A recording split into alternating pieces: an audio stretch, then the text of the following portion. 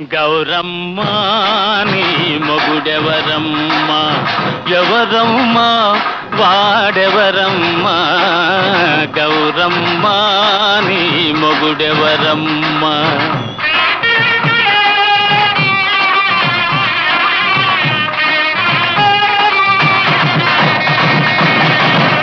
చెప్పాలంటే సిగ్గు కదయ్యా